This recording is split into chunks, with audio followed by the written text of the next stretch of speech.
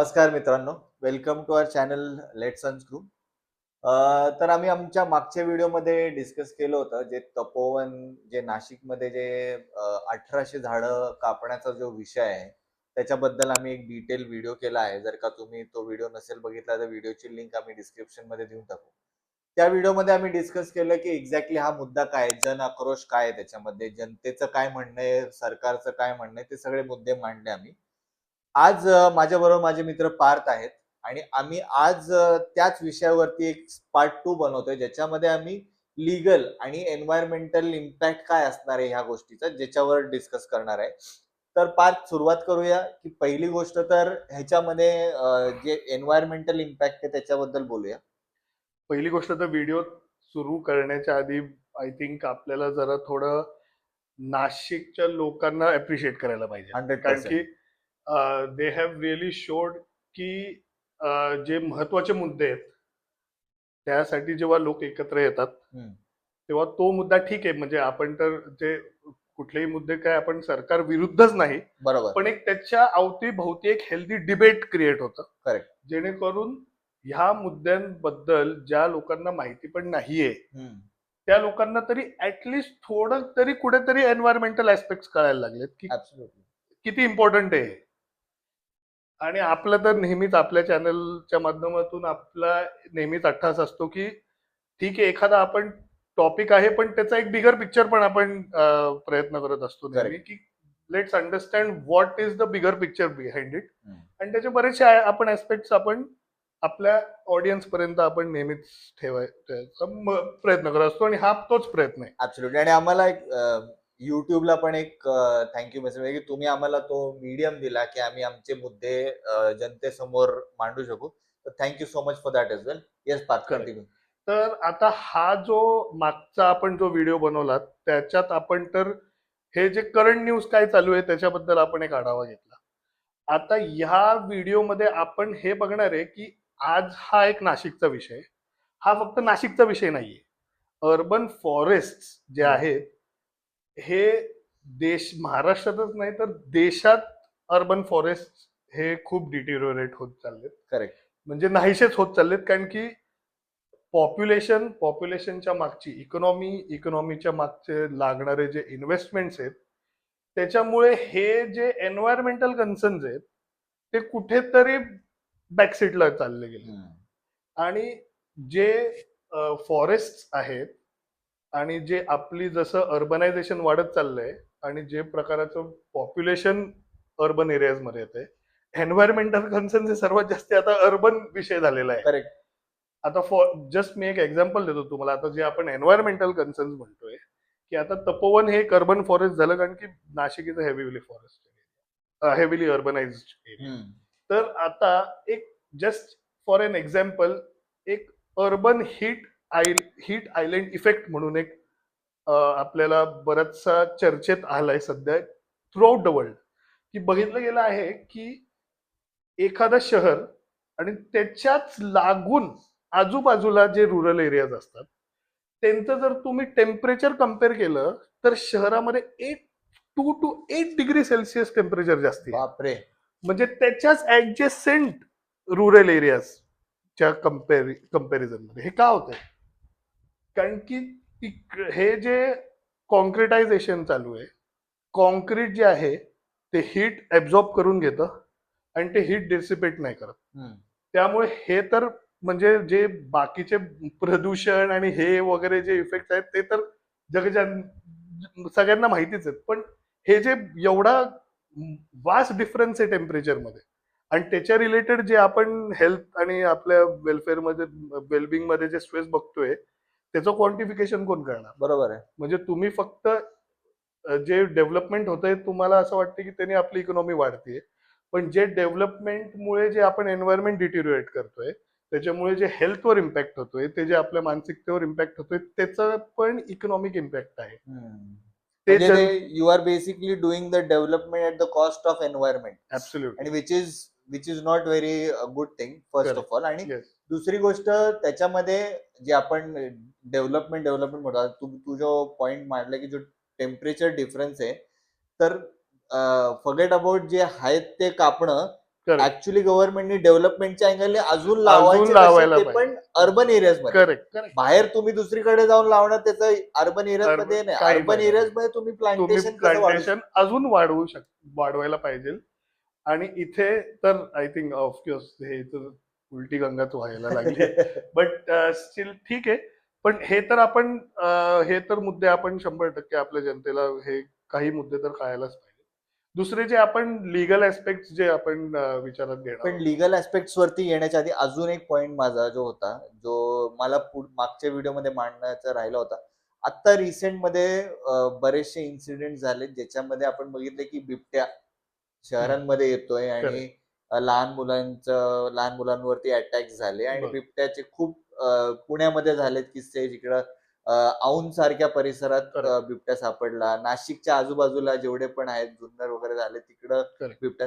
हे सगळं बिबट्यांचं जे आहे जे शहरांकडे येत आहेत त्याच्यासाठी पण हेच कारण आहे ना, कारण का जंगल संपत चाललं आपण. ऍब्सोल्युटली. आणि आपण तुम्ही म्हणजे आता मीडिया किंवा कुठल्याही जे दृष्टिकोनाने बघतात ते असं दाखवतात की animals are encroaching on human life, correct whereas reality आहे की we are encroaching their house. Correct कारण की ऍब्सोल्युटली.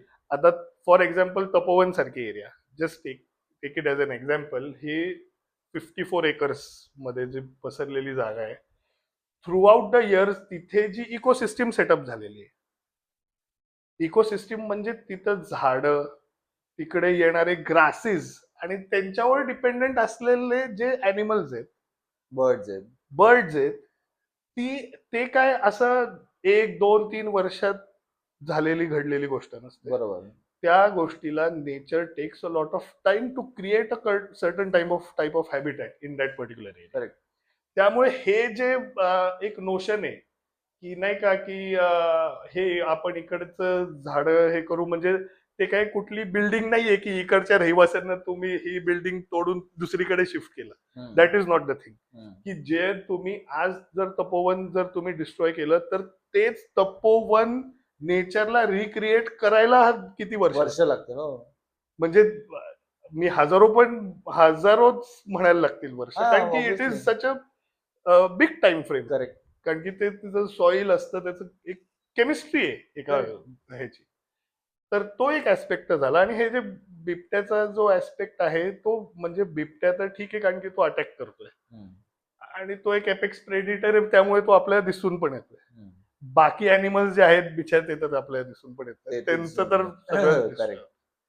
त्यामुळे तो एक ऍस्पेक्ट तर डेफिनेटली आहे की एन्क्रोचमेंट ह्युमन लेवलवर जास्ती आहे, not animal. It is not an animal. Absolutely. तर आता आपण ते लीगल ऍस्पेक्ट वरती वळूया. Actually legal implications and legal ऍस्पेक्टच्या बद्दल ह्याच्यामध्ये काय आपल्याला म्हणजे right now where do we stand? Environmental लॉजचं आहे ना, मी तुम्हाला एक खूप चांगली गंमत आहे. म्हणजे कधी काय आहे की लॉ तर बनवलाय प्रोटेक्शनसाठी, पण लॉ मध्ये अँबिग्युइटी आणि लूपहोल्स असल्यामुळे तो लॉ जसा पाहिजे तसा. ऍक्च्युली म्हणजे काय म्हणतात, it is these laws are turning to be very teethless. की लिगॅलिटी तर तुम्ही क्रिएट केली, बरोबर, पण ती लिगॅलिटी तुम्ही ब्रेक करायला सुद्धा तुम्ही लिगल प्रोव्हिजन्स त्याच ऍक्ट मध्ये करून ठेवलेत. ओके. सो आता म्हणजे आता जेवढे पण आपले एन्व्हायरमेंट रिलेटेड ऍक्ट आहेत,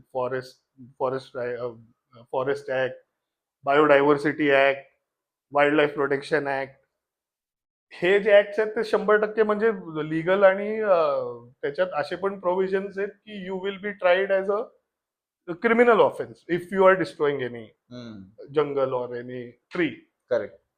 पण त्याच लॉज मध्ये आहेत की जर गव्हर्नमेंटने नोटिफिकेशन काढलं, if there is permission of some particular officer, if there is permission of this particular wildlife board, it can be destroyed. It is not a big deal. म्हणजे तुम्ही त्या ऍक्टर बनवलाय, त्याच्यावर स्ट्रिक्ट प्रोव्हिजन्स लावलेत, पण ते provisions break करायला पण तुम्ही त्या ऍक्ट मध्ये तरतूद ठेवताय. तर येस, म्हणजे मी असं म्हणत नाही की पूर्ण कम्प्लीट ऍब्सोल्यूट लॉ बनवा की नाही का, नाहीच, पण तुम्ही ऍटलिस्ट तो इन स्पिरिट तरी यू शुड फॉलो दॅट. पण की Don't you माझं think?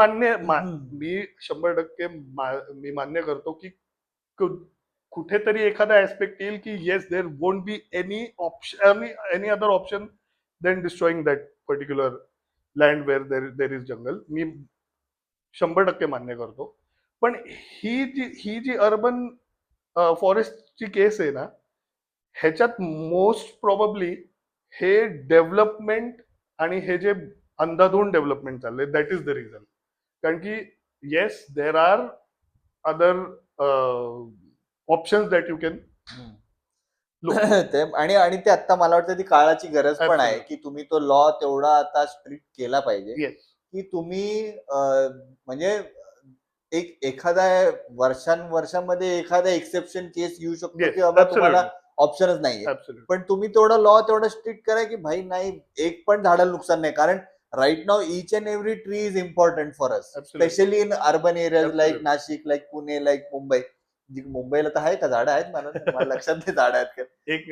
एक वाईल्ड लाईफ सँक्च्युरी आहे अच्छा, मुंबईत, ते पण ती सँक्च्युरी आता ती काही वर्षात शहरात आहे. त्याच्यावर पण नजर होती मला वाटतं ना. हा, म्हणजे ती सँक्च्युरी शहरात आहे आता. तर आता थोडस इकडं म्हणजे आम्ही आता ऍक्च्युली या गोष्टीवर एक हास्यास्पद आमचा त्याच्यावर विषय झाला, पण खूप सिरियस गोष्ट खूप आहे ही. serious. आणि ह्याच्यामध्ये आता काळाची गरज आहे की एकही झाड कापलं गेलं नाही पाहिजे. नुसतं नाशिक किंवा तपोवन मध्ये नाही, पण कुठेही महाराष्ट्रभरामध्ये. आता आजच्या तारखेमध्ये पुण्यामध्ये ह्यावेळेस गरमीमध्ये टेम्परेचर काय 41-42. येस, आणि तुम्ही तेच कम्पेअर करा एखाद्या रुरल एरियामध्ये की तिकडे टेम्परेचर, आणि हे दिस इज क्वांटिफाईड की तिथे टेम्परेचर 6 ते 8 डिग्री सेल्सिअस, म्हणजे दिस इज अलार्मिंग. करेक्ट. आणि हे शहर जे they are so called Bacon's of economic development, तिकडे जर लोकांचं हेल्थ आणि वेलबिंग जर मेंटेन होत नसेल तर आपण कुठल्या प्रकारचं डेव्हलपमेंट करतो ह्याच्यावर पण आपण विचार करायला पाहिजे. बरोबर आहे. आणि आता फॉर एक्झाम्पल तुम्ही आता ऍक्ट तर बनवताय. आता कॉम्पेन्सेटरी एफॉरेस्ट्रेशन फंड ऍक्ट जो आहे, कॅम्प ऍक्ट 2016 मध्ये केलाय. म्हणजे आपण जस्ट फक्त ऍक्ट, आपण एक थोडं बिगर पिक्चर बघतोय म्हणून आपण हे थोडं डिस्कस करू. कारण की मला त्या ऍक्टचं थोडंसं एक डिटेल देता येईल का? म्हणजे आता Exactly हे काय आहे ते? हा, तपोवन एक्झॅक्टली एक नोटिफाईड फॉरेस्ट आहे की नाही त्याच्यावर थोडी अँबिग्युटी आहे. पण आपण जे परत मी तेच म्हणतो की आपण बिगर पिक्चर बघतोय. आता कॉम्पेन्सेटरी एफॉरेस्ट्रेशन फंड जो क्रिएट केला जातो, तो का क्रिएट केला जातो की एखादं जर तुम्ही फॉरेस्ट एरिया काही कारणासाठी डेव्हलपमेंट होत आहे, तिथे डॅम बांधायचंय, रस्ते बांधायचे, काही त्यासाठी जर डिस्ट्रॉय होत असेल तर त्याच लेवलची एक डायव्हर्सिटी, इकोलॉजी तुम्ही परत कशी मेंटेन करणार. त्यासाठी एक फंड तयार केला असतो की net present value of that particular forest. म्हणजे आता हे नेट प्रेझेंट व्हॅल्यू ही एक इंटरेस्टिंग संकल्पना आहे. ही कॅल्क्युलेट कशी केली जाते की what is the environmental and ecological contribution of that particular area. Okay. म्हणजे हे तसं क्वांटिफाय केलं जातं अच्छा. की एखाद्या पॅच ऑफ फॉरेस्टमुळे किती कार्बन तुमचा सिंक होतोय. It is a carbon sink. Correct. कारण की ते तुमचं CO2 एमिशन्स जे आहेत ते सबड्यू करतोय, ते ऍब्झॉर्ब करतोय, फ्लड्स मध्ये तुम्हाला हेल्प करतोय. ते तुम्हाला त्याचं एक इंट्रिन्सिक व्हॅल्यू आहे जे तुम्हाला पर्यटन आहे, ते पूर्ण हे क्वांटिफिकेशन असतं. आणि नेट प्रेझेंट व्हॅल्यूच्या अनुषंगाने जो पण डेव्हलपर आहे, he has to pay that much, he has to contribute that much to that fund, and it is split 90% 10%, wherein 90% of the amount of that fund goes towards the state where this particular fund is generated, and 10% is kept with the central government. Okay. तर तसा तो basically yes, पूर्ण तो म्हणजे legal. जे आपण legal aspect बघत होतो की आपण फॉरेस्ट वाचवायला काय करतोय, म्हणजे ते रिजनरेट करायला काय करतोय, तर हा एक ऍक्ट आहे. आणि I don't know whether for जे तुझं नॅचरल जे प्रोसेस आहे, जे आता जसं तपोवन जे नॅचरली डेव्हलप झालेलं in a certain period of years मध्ये तसा तो पूर्ण अर्बन फॉरेस्ट डेव्हलप झालेला आहे. तसं रेप्लिकेट करणं तर मला वाटत नाही पॉसिबल आहे. तुम्ही नेचरला मिमिक करू शकता पण रेप्लिकेट नाही करू शकत. आता Correct. फॉर एक्झाम्पल आता कॅम्पा ऍक्ट मधून तुम्ही मायनिंग बिनिंग साठी जी फॉरेस्ट तुम्ही कापले जातात, बरेचसे असे केस स्टडीज आहेत की ठीक आहे तुम्ही तेवढंच एक पॅच ऑफ लँड तुम्ही ऍज अ दुसरीकडे फॉरेस्ट डेव्हलप केली, पण काय केलं तुम्ही एकाच प्रकारची झाडं, म्हणजे it is not being followed in it is spirit. Not natural. हे सुप्रीम कोर्टाने सुद्धा 2-3 जजमेंट्स मध्ये मांडलंय की जी इकोलॉजी, आता फॉर एक्झाम्पल एका स्क्वेअर किलोमीटर एरियामध्ये जर 100 प्रकारची वेगळी वेगळी झाडं असतील तर ते ती इकोलॉजी सस्टेन करू शकतात. की तुम्ही 1 स्क्वेअर किलोमीटर जंगल कापलं आणि तुम्ही फक्त दाखवायला ती अजून फक्त एकाच प्रकारची झाडं लावून टाकली, it has zero value. Correct. कारण की जंगल किंवा कुठला एरिया इकोलॉजी कशी सस्टेन करतो, कारण की there is diversity over there. Absolutely. If there is no diversity, there will be nothing left for the animals over there, and ती एक चेन असते. तर दॅट इज, म्हणजे त्यामुळे काय होतंय की whether this act is being implemented properly or not, that is also a question. आता 2008 पर्यंत कॅम्पा फंड मध्ये 40,000 करोड रुपये होते, म्हणजे हे यूज सुद्धा केलेले होते. अच्छा. मग नंतर त्याच्यावर बरेचसे सुप्रीम कोर्टचे वर्डिक्ट आल्यानंतर थोडं ते स्ट्रीमलाईन व्हायला लागलं. म्हणजे देर इज अँबिग्युइटी की ठीक आहे फंड तुम्ही क्रिएट करताय पण त्याचा यूज पण होत नाही. तर हे म्हणजे दोन्ही जी गोष्टी आहेत, एन्व्हायरमेंटल इम्पॅक्ट आम्ही डिस्कस केला, जो लिगल जे गोष्टी आहेत जे पार नाही गेला, पण फिरून आम्ही त्याच गोष्टीवर की झाडं, पहिली गोष्ट तर nobody should be in favour of cutting a tree, कारण त्याचा इम्पॅक्ट आज तुम्हाला कदाचित दिसणार पण नाही, पण त्याचा इम्पॅक्ट खूप मोठा असणार आहे. दिसायला लागलाय आणि already. आता तर ज्या हिशोबाने ज्या स्केल, आय थिंक ते आपले आई वडील म्हणायचे की आपल्याला इम्पॅक्ट दिसणार नाही, आपल्याला ते बोलायची सुद्धा मुभा राहिलेली नाहीये.